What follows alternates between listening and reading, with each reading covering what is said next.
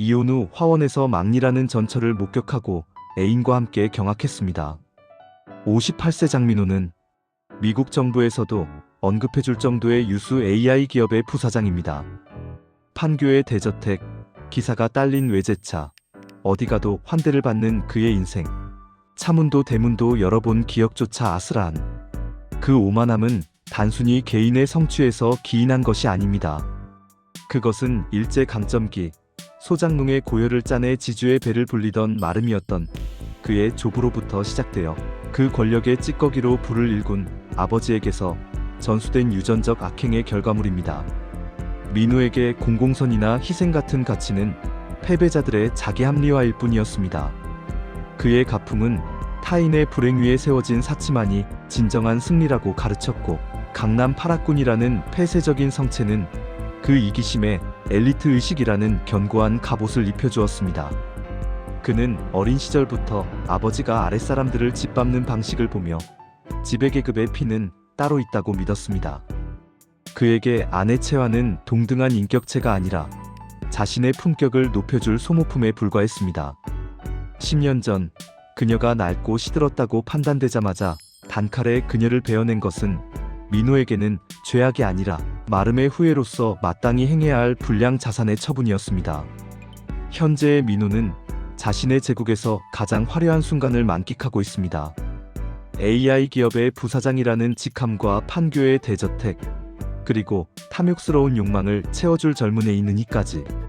민호는 은희의 환심을 사기 위해 희귀한 관상수를 선물하려 합니다.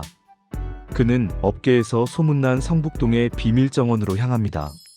그곳이 누구의 소유인지, 어떤 사연이 깃든 곳인지 민호는 알지 못했습니다. 그저 자신의 재력으로 그 숲의 가장 고귀한 생명을 사들여 은희의 발치에 바칠 생각뿐이었습니다. 수입차의 매끄러운 엔진음은 마치 정복자의 행진곡처럼 울려 퍼졌고, 민호는 창밖으로 스치는 풍경을 보며 다시금 자신의 완벽한 인생을 자축합니다. 자신이 10년 전 길바닥으로 내쫓았던 여자가 그가 향하는 이 거대한 녹색 제국의 주인일 것이라고는 단 한순간도 의심하지 못한 채 말입니다. 그가 도착한 곳은 상상조차 할 수 없었던 1만 평 규모의 거대한 녹색 제국이었습니다. 만개한 유실수와 기품 있는 관상수들이 끝없이 펼쳐진 그곳에서 민호는 땀에 흠뻑 젖은 채 걸음 자루를 나르는 채환을 발견합니다. 뙤약볕 아래서 흙먼지를 뒤집어 쓴 그녀의 모습은 민호의 뒤틀린 욕망을 자극하기에 충분했습니다. 민호는 생각합니다. 보아라, 나라는 태양을 잃은 달이 얼마나 처참하게 빛을 잃었는지. 그는 채환의 노동을 성공을 위한 과정이 아닌 지배자가 사라진 노예의 고단한 뒤처리로 해석합니다. 그녀가 흘리는 땀방울을 보며 민호는 묘한 카타르시스를 느낍니다. 15년의 결혼 생활 동안 자신이 베풀어준 강남 너머 판교 안주인의 지위가 얼마나 과분한 것이었는지 그녀가 이제야 뼈저리게 느끼고 있을 것이라 확신합니다. 채환이 이룬 이 거대한 화원조차 자신의 부재로 인한 결핍을 채우려는 발악이라 치부하며, 민호는 자신이 버린 여자에게 가한 모든 상처가 지배자의 당연한 권리였다는 착각을 재확인합니다. 그의 가슴은 비뚤어진 우월감과 자기도취로 가득 차오릅니다. 그러나 운명의 수레바퀴는 민호의 오만을 비웃듯 돌아갑니다. 은희의 사치와 자신의 허영을 감당하기 위해 손을 댔던 회사 자금 횡령이 발각된 것입니다. 민호는 하루아침에 파면당하고 전 재산을 몰수당하며 나락으로 떨어집니다. 애인 은희는 바닥난 통장을 확인하자마자 뒤도 돌아보지 않고 떠났습니다. 갈 곳 없는 민호가 기어들어간 곳은 역설적이게도 채환의 화원이었습니다. 사실 채환은 친정어머니가 유언으로 남긴 버려진 땅의 주소를 토대로 조상 땅찾기 운동을 통해 2만 평의 대지를 되찾은 것이었습니다. 그녀는 이미 30여 명의 직원을 거느린 경영자였습니다. 민호가 비참한 몰골로 나타났을 때 채환은 과거의 배신에 대해 단 한마디도 묻지 않았습니다. 오히려 그를 평직원으로 채용하며 숙식을 제공합니다. 강남의 임원이었던 민호는 이제 장화에 흙을 묻히며 관상수를 돌보는 하층민의 삶으로 밀려납니다. 마름의 후예로서 남을 부리던 피가 끓어오르지만 생존을 위해 전처의 발치에서 고개를 숙여야 하는 낯선 세계의 법칙에 굴복할 수밖에 없었습니다. 화원 생활에 적응하는 듯 보였던 민호였으나 유전자에 각인된 탐욕은 쉽게 사라지지 않았습니다. 그는 정직하게 땅을 일구는 대신 다시 마름의 본성을 드러냅니다. 채환이 귀하게 여기는 고가의 분재와 희귀, 유실수들을 눈여겨보던 그는 야밤을 틈타 하나둘씩 조경업자들에게 몰래 팔아치우기 시작합니다. 뒷주머니에 현금이 차오를수록 민호는 비겁한 생존 본능을 발휘합니다. 이건 내가 예전에 그녀를 먹여 살린 것에 대한 이자일 뿐이야. 그는 채환의 배려를 이용해 그녀의 뒤통수를 치면서도 이것이 자신의 능력을 되찾는 과정이라 믿었습니다. 민호는 아버지와 할아버지가 소장농의 쌀독을 긁어 사치를 누렸듯 채환의 정성을 훔쳐 자신의 구질구질한 미래를 대비합니다. 그는 채환 앞에서 충직한 일꾼인 척 연기하며 뒤에서는 화원의 뿌리를 갉아먹는 기생충의 삶에 몰두합니다. 배신이 일상이 된 그에게 죄책감은 사치였고 오직 어떻게 하면 더 큰 건을 빼돌릴 수 있을지에 대한 잔머리만이 번뜩였습니다. 민호의 도둑질은 완벽해 보였지만 채환은 이미 모든 것을 알고 있었습니다. 화원 곳곳을 자신의 자식처럼 돌보는 그녀에게 사라진 나무 한 그루, 꺾인 가지 하나가 눈에 띄지 않을 리 없었습니다. 하지만 채환은 민호를 몰아세우지도 경찰에 신고하지도 않았습니다. 그녀는 그저 매일 아침 민호에게 따뜻한 밥상을 차려주고 고된 작업 뒤에는 그의 어깨를 두드려 주었습니다. 그 침묵은 채환이 가진 깊은 내공이자 민호가 결코 닿을 수 없는 성숙한 영혼의 증거였습니다. 아무런 비난도 들리지 않는 정막 속에서 민호는 오히려 숨이 막혀오기 시작합니다. 들키지 않았다는 안도감은 어느덧 그녀는 왜 아무 말이 없는가에 대한 공포로 변합니다. 채환의 맑은 눈망울과 마주칠 때마다 민호는 자신의 추악한 손이 타 들어가는 것 같은 자괴감을 느낍니다. 횡포와 수탈을 권력으로 알았던 그가 처음으로 용서라는 이름의 칼날에 베이기 시작한 것입니다. 그녀의 침묵은 민호의 비겁한 영혼을 낱낱이 해부하며 그가 세운 탐욕의 성벽을 안쪽에서부터 무너뜨리고 있었습니다. 민호는 채환이 제공하는 안락한 숙소와 기름진 식사, 그리고 사회적 보호망 아래서 겉으로는 평온한 생활을 누립니다. 그러나 밤이 되면 거울 속에 자신을 직시하는 고통이 시작됩니다. 거울 속에는 화려했던 강남의 신사도 당당한 마름의 후회도 없었습니다. 오직 자신을 구원해준 여자의 재산을 좀먹는 하찮은 좀도둑만이 서 있었습니다. 채환의 그림자가 화원을 덮을 때마다 민호는 자신이 그녀의 너른 품 안에서 기생하는 작은 벌레에 불과하다는 사실을 뼈저리게 깨닫습니다. 용서받을 자격이 전무한 자신을 끝까지 품어주는 그녀의 성자 같은 모습은 민호에게 세상에서 가장 혹독한 형벌이 되었습니다. 마름의 피가 흐르는 민호에게 대가 없는 친절은 이해할 수도 감당할 수도 없는 공포였습니다. 그의 영혼은 이제 화원의 푸르름 속에서 홀로 시커멓게 황폐해져 갑니다. 자신이 버린 여자가 일궈낸 만평의 제국은 민호에게 감옥이 되었고 그녀가 보여주는 자비는 그의 심장을 조여오는 밧줄이 되어 그를 서서히 파멸시키고 있었습니다. 새벽 2시 성북동의 거대한 화원은 낮에 푸르름을 지우고 검게 죽은 침묵만을 내뿜고 있었다. 만평의 대지는 이제 거대한 괴물의 숲처럼 민호를 압도해왔으나 그의 눈동자에는 오직 탐욕으로 번들거리는 광기만이 서려 있었다. 민호는 떨리는 손으로 포크레인에 시동을 걸었다. 둔중한 엔진 소리가 고요한 새벽 공기를 찢었지만 그는 개의치 않았다. 지금 그에게는 도덕적 가책보다 더 시급한 생존의 명분이 있었기 때문이다. 그의 목표는 채환이 자식처럼 아끼는 수령 50년의 명품 소나무였다. 그 기품 있는 자태는 달빛 아래서조차 고고했으나 민호의 눈에는 오직 현찰 뭉치로만 보였다. 이거 한 그루면 은희 오피스텔 보증금은 나와. 그는 중얼거렸다. 낮에는 채환 앞에서 비굴할 정도로 허허실실 웃으며 걸음 자루를 나르던 민호였다. 하지만 그 비굴함은 폭발 직전의 마그마처럼 그의 내면에서 도끼를 품고 있었다. 민호는 삼날을 땅에 박으며 스스로에게 정당성을 부여하기 시작했다. 이것은 절도가 아니었다. 적어도 그의 비뚤어진 논리 안에서는 그랬다. 내가 저 여자에게 바친 15년 세월이 얼마인데? 강남 사모님 소리 듣게 해주며 입혀주고 먹여준 게 누구 덕인데? 민호는 포크레인의 레버를 거칠게 당겼다. 50년을 버텨온 소나무의 뿌리가 비명을 지르며 땅 위로 솟구쳤다. 그의 머릿속에는 오직 하나, 은희의 마지막 통첩만이 맴돌고 있었다. 오빠, 보증금 안 해주면 나 진짜 끝이야. 그 말은 민호에게 단순한 이별 통보가 아니었다. 파라군 출신 엘리트, 마름의 후예로서 지켜온 그의 마지막 자존심이 무너지는 사형 선고였다. 은희를 잃는다는 것은 곧 그가 한낱 전처의 발치에서 흙이나 만지는 낙오자로 전락했음을 인정하는 꼴이었다. 그에게 이 소나무를 파는 행위는 무너진 자신의 제국을 재건하기 위한 어쩔 수 없는 사업적 결단이었다. 채환이 이 땅을 찾은 것도 결국 조상 땅 찾기 운동 덕분 아니야? 그 조상이 누구겠어? 다 우리 집안 같은 마름들이 관리하던 땅이겠지. 근본을 따지면 이건 원래 내 몫이야. 유전자에 각인된 약탈자의 논리가 그의 손에 힘을 실었다. 능숙하게 나무의 분을 떠내는 그의 손놀림은 경쾌하기까지 했다. 낮의 노동으로 다져진 근육이 죄악을 위해 가장 효율적으로 움직이고 있었다. 미리 약속한 조경업자의 트럭이 화원 뒷길의 어둠 속에서 조용히 모습을 드러냈다. 크레인이 소나무를 들어올리는 동안 민호는 주위를 살피며 마른 침을 삼켰다. 긴장감으로 심장이 터질 듯 했지만 주머니로 건네진 현금 뭉치의 두툼한 감촉이 그의 불안을 순식간에 마취시켰다.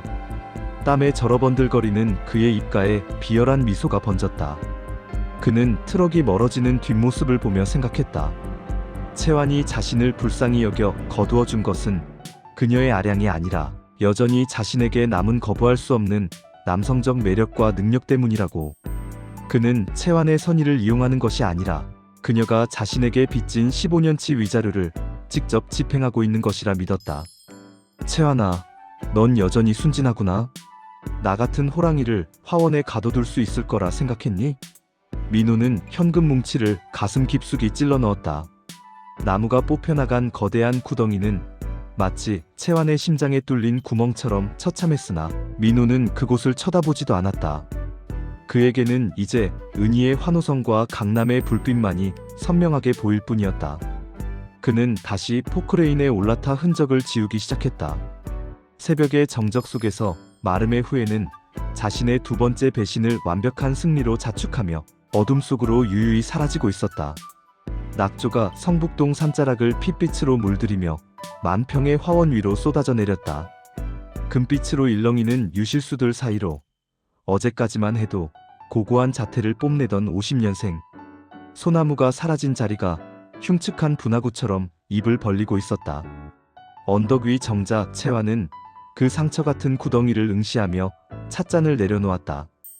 고요함이 살을 내는 듯했다. 민호씨, 저 나무는 제게 단순한 재산이 아니었어요.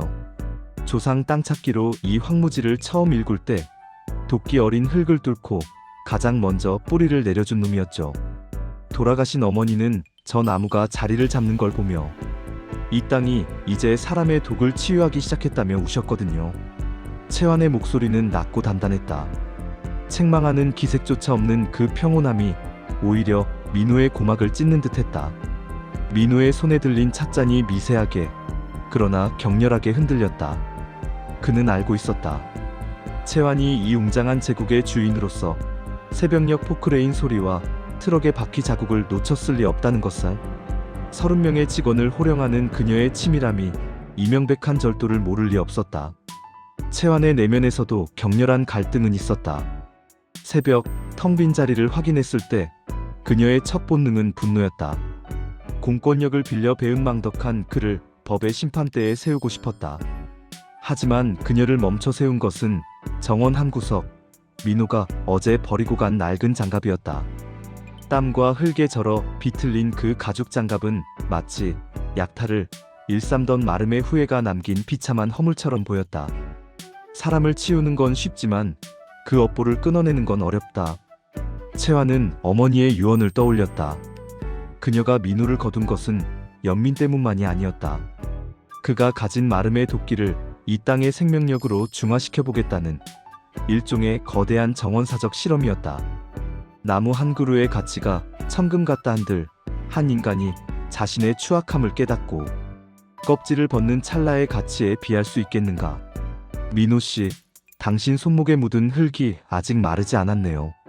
채환이 민호의 거칠고 초라한 손등을 가만히 내려다보았다. 그 시선은 가해자를 찾는 검사의 눈이 아니라 상처 입은 짐승의 환부를 살피는 구도자의 것이었다. 민호는 차라리 그녀가 뺨을 때리거나 고함을 지르길 바랐다. 하지만 채환은 차를 한 모금 마신 뒤 붉게 타오르는 화원을 향해 고개를 돌렸다. 나무는 죽어서 제 몸을 팔아 당신의 급한 불을 껐으니 제 할 일을 다 한 셈 치죠. 하지만 기억하세요. 땅은 훔친 자에게는 절대로 진정한 열매를 허락하지 않습니다. 당신이 어제 판 건 나무가 아니라 당신을 인간으로 믿어주려 했던 이 땅의 마지막 잡이었을지도 몰라요. 채환의 침묵은 무력함이 아니었다. 그것은 배신조차 걸음으로 삼아 더 큰 생명을 키워내겠다는 3만 평의 대지를 품은 자만이 가질 수 있는 압도적인 위험이었다.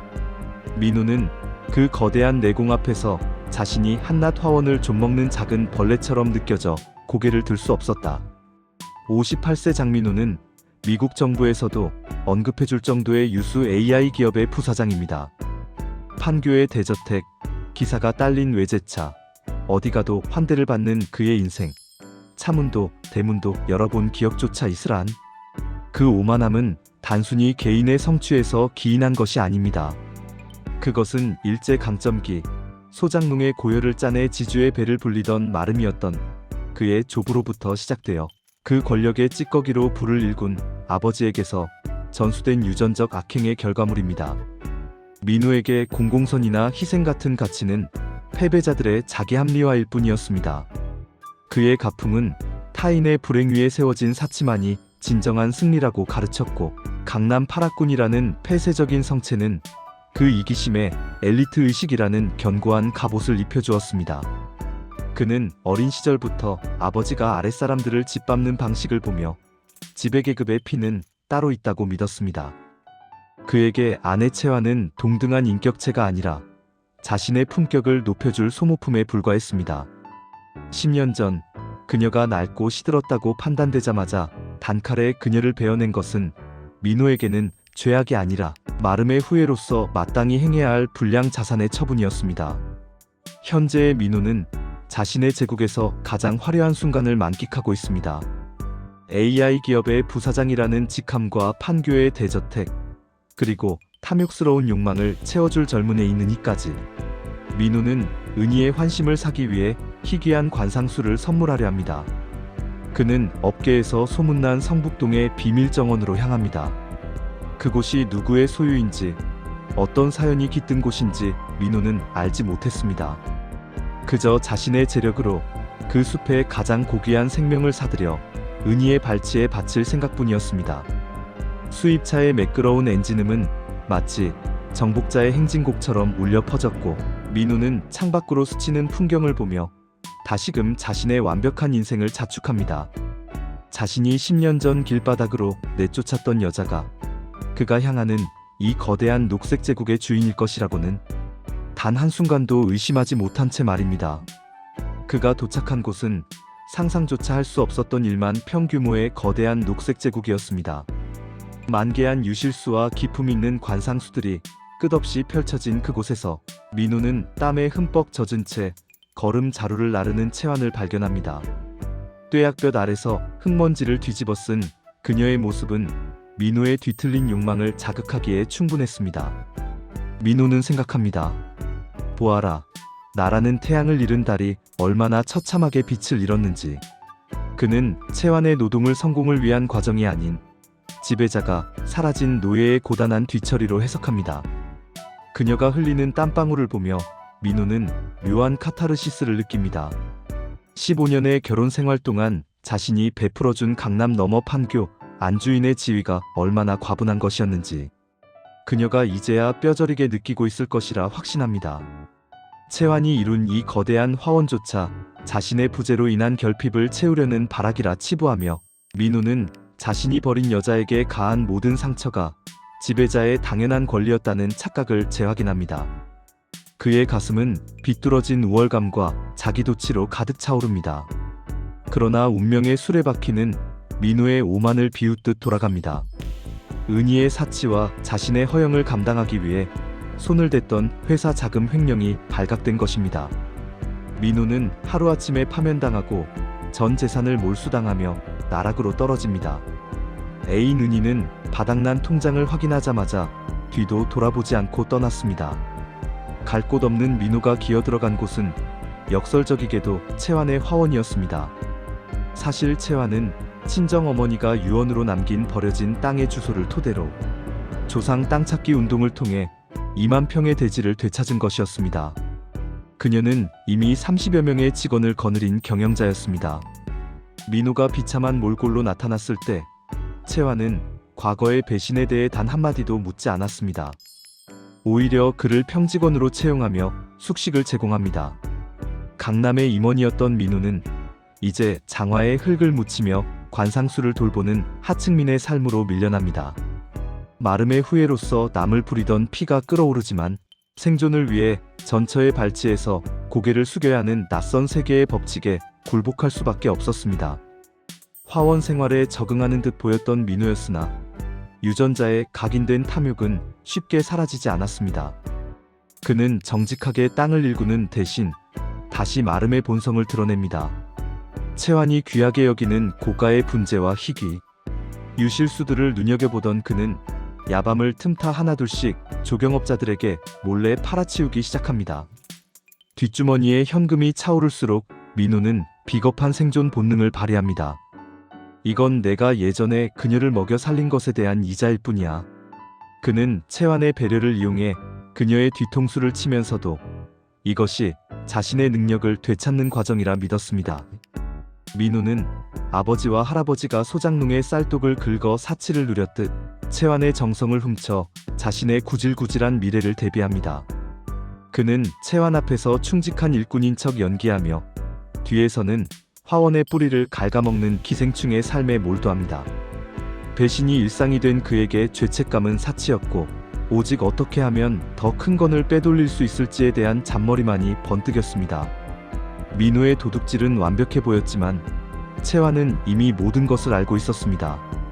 화원 곳곳을 자신의 자식처럼 돌보는 그녀에게 사라진 나무 한 그루, 꺾인 가지 하나가 눈에 띄지 않을 리 없었습니다. 하지만 채완은 민호를 몰아세우지도 경찰에 신고하지도 않았습니다. 그녀는 그저 매일 아침 민호에게 따뜻한 밥상을 차려주고 고된 작업 뒤에는 그의 어깨를 두드려 주었습니다.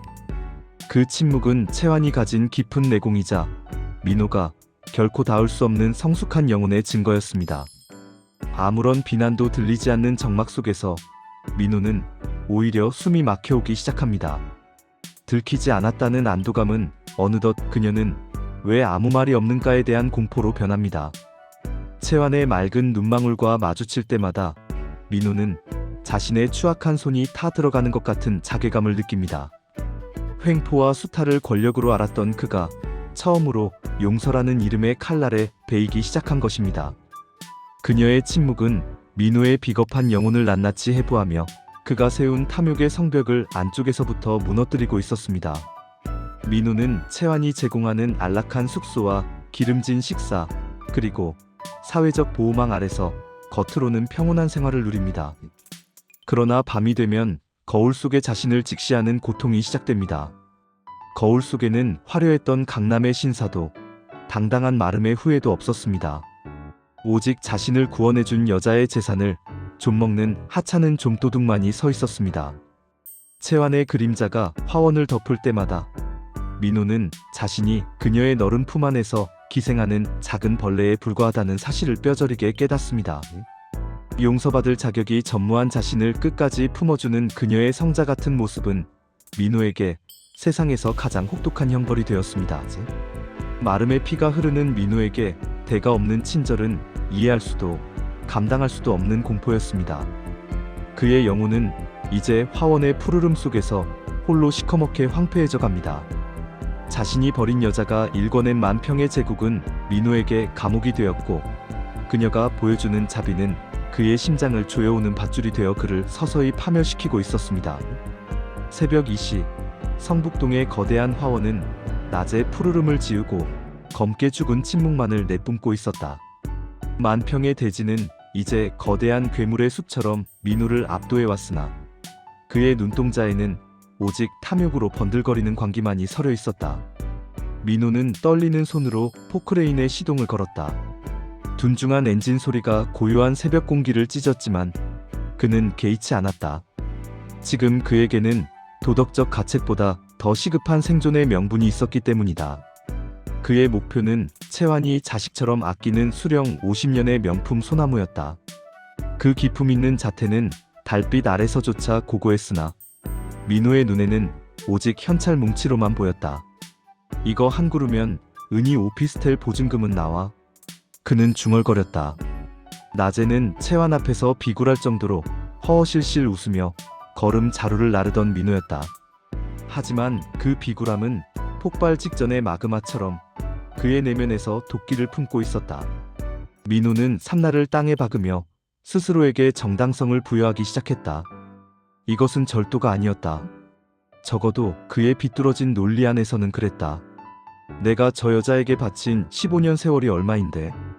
강남 사모님 소리 듣게 해주며 입혀주고 먹여준 게 누구 덕인데? 민우는 포크레인의 레버를 거칠게 당겼다. 50년을 버텨온 소나무의 뿌리가 비명을 지르며 땅 위로 솟구쳤다. 그의 머릿속에는 오직 하나, 은희의 마지막 통첩만이 맴돌고 있었다. 오빠, 보증금 안 해주면 나 진짜 끝이야. 그 말은 민우에게 단순한 이별 통보가 아니었다.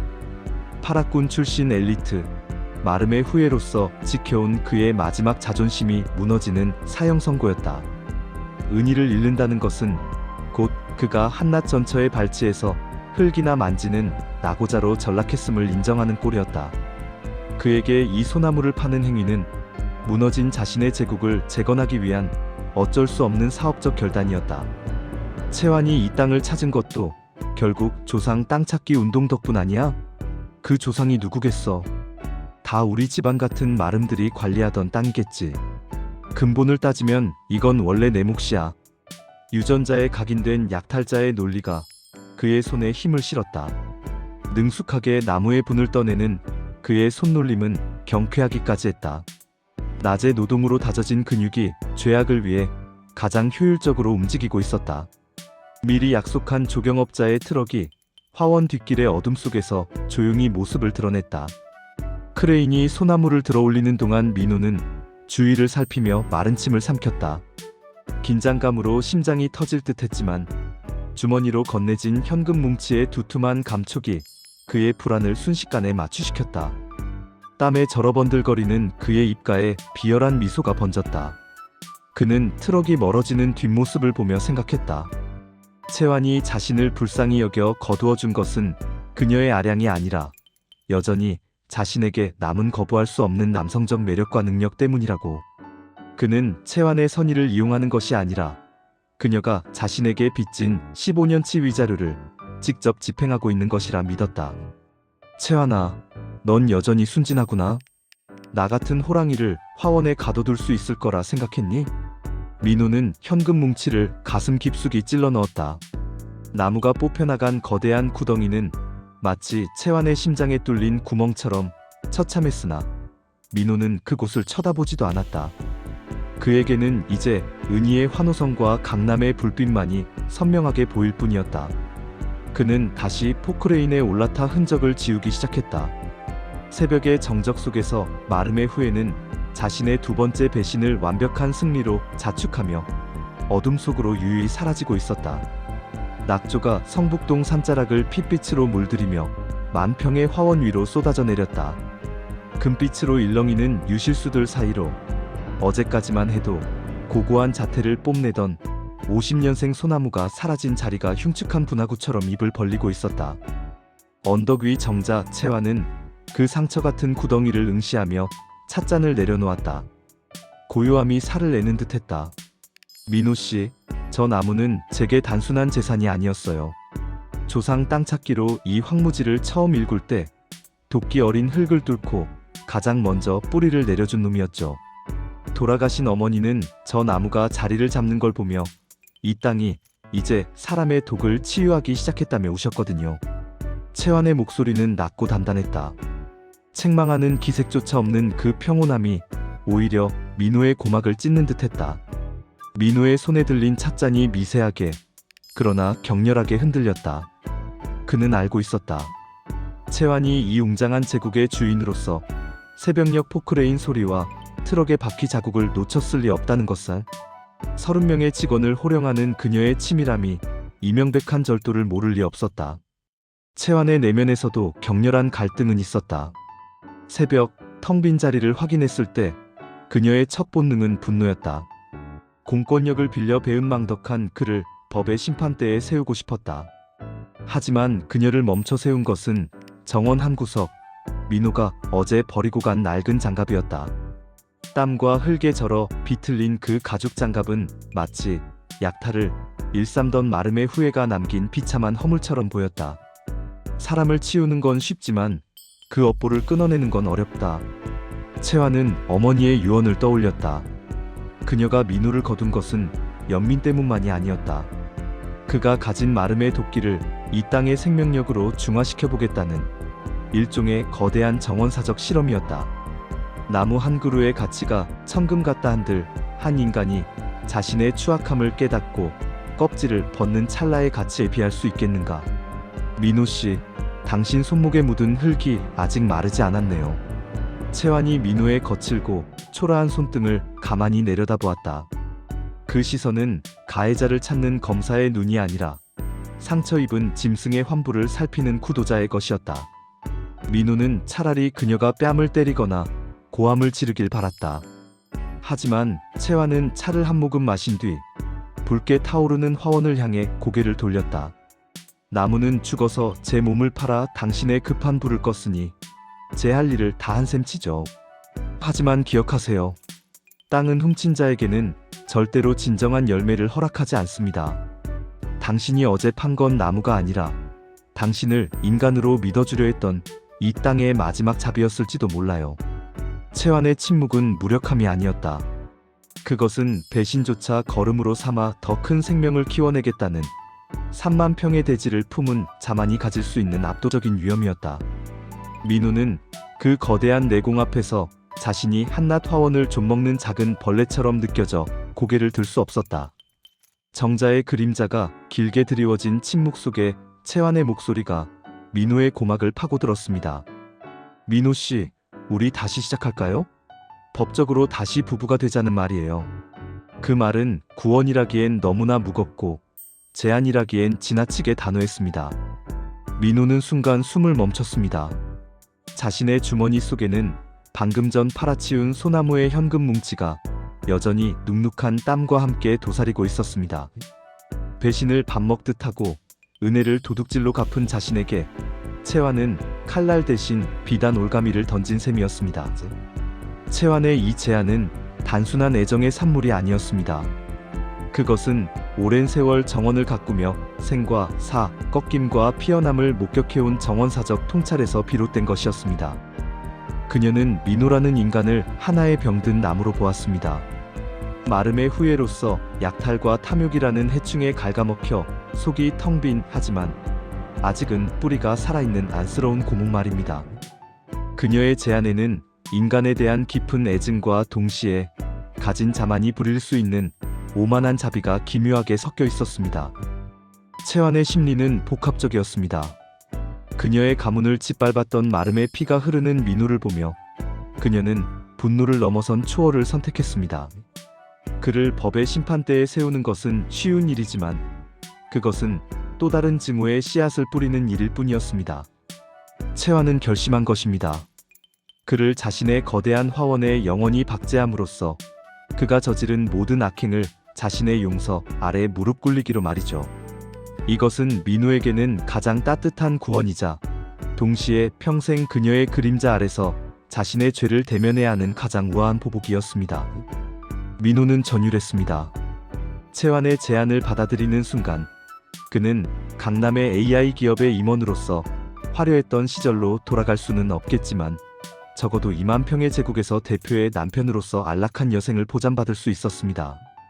그것은 기회주의자로 살아온 그에게 세상에서 가장 달콤한 유혹이었습니다. 하지만 민호의 비겁한 영혼 한 구석에서 경고음이 울렸습니다.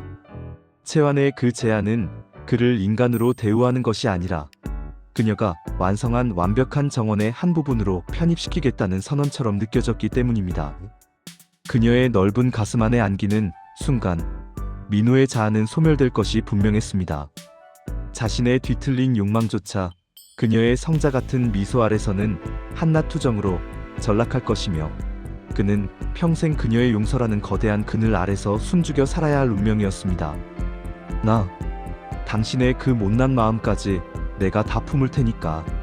채완의 이 말은 민호에게 마지막 사형 선고와 같았습니다. 자신의 모든 추악함을 알고도 품겠다는 그녀의 선언 앞에서 민호는 처음으로 자신의 약탈자적 자존심이 완전히 분쇄되는 경험을 합니다. 그는 이제 선택해야 했습니다.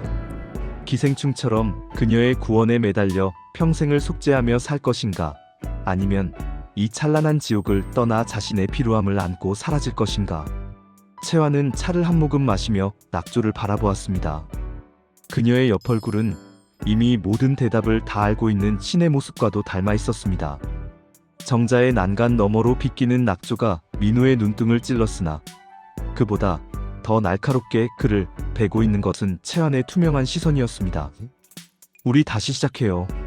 그 짧은 문장은 민호의 비겁한 영혼이 평생 쌓아올린 아집의 성벽을 단숨에 무너뜨렸습니다. 민호의 주머니 속에는 어젯밤 몰래 팔아치운 소나무의 대가로 받은 현금 뭉치가 들어있었습니다. 눅눅한 땀에 절은 그 돈뭉치가 마치 뜨거운 인장처럼 그의 허벅지를 지저댔습니다. 기회주의자로 살며 남의 등을 치는 것에는 도가 텄던 그였지만 이토록 거대하고 성자 같은 용서 앞에서는 호흡조차 가쁘게 느껴졌습니다. 순간 민호의 뇌리에는 두 가지 상반된 환영이 교차했습니다.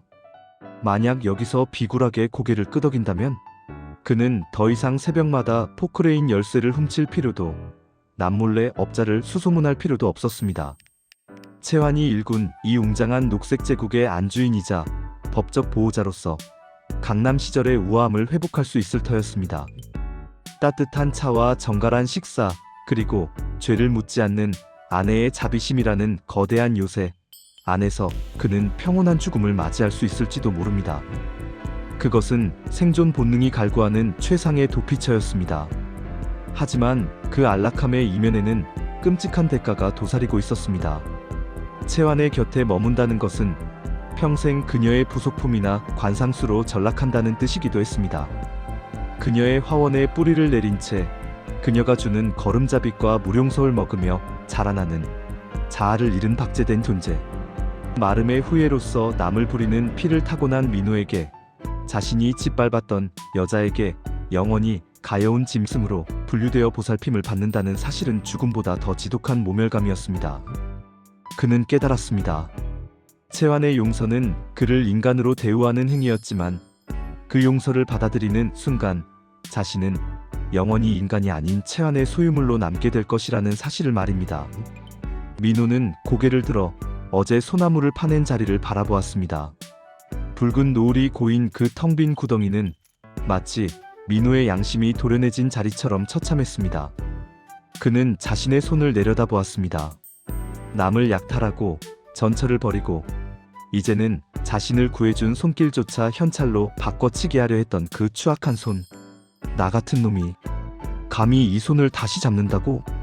그것은 민호가 58년 인생에서 단 한 번도 느껴보지 못한 감각이었습니다. 탐욕이 멈추고 수치심이 그 자리를 채웠습니다. 채완의 제안을 받아들이는 것은 그녀가 베푸는 마지막 자비마저 약탈하는 행위였습니다. 그녀의 화원을 더럽히고 그녀의 성자 같은 일생에 장민호라는 오점을 영원히 각인시키는 것.